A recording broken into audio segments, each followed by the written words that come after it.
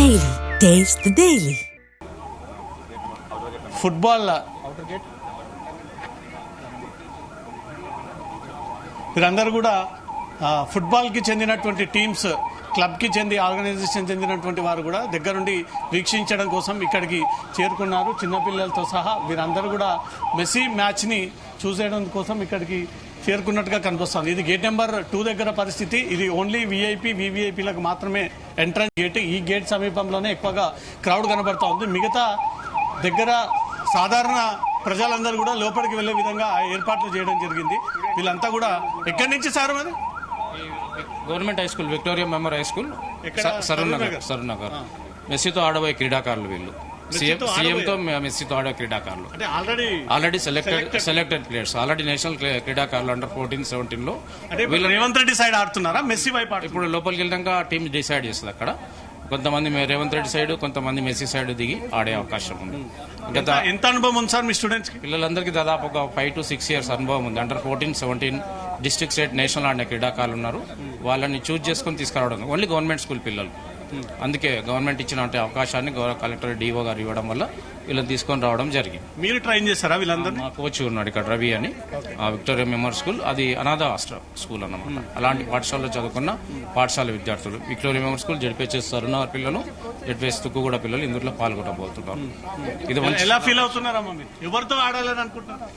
ఎవరితోటనే పర్లేదు, కానీ మెస్సీ తోటి ఆడితే బాగుంటదని అనుకుంటున్నాను.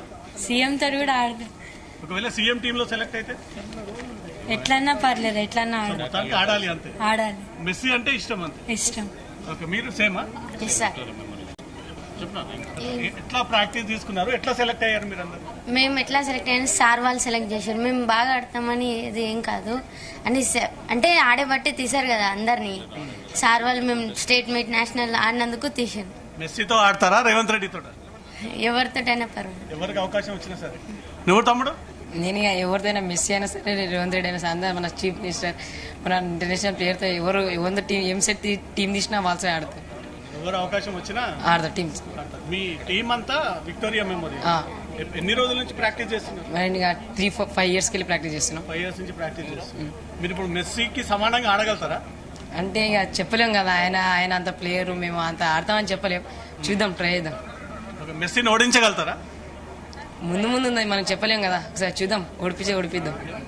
వీరందరూ కూడా రేవంత్ రెడ్డితో పాటు కలిసి ఆడబోయేటువంటి టీం అంతా. ఒక్కసారి వీరంతా సరూర్ నగర్ లో ఉన్నటువంటి విక్టోరియా మెమోరియల్ కి చెందినటువంటి వారు.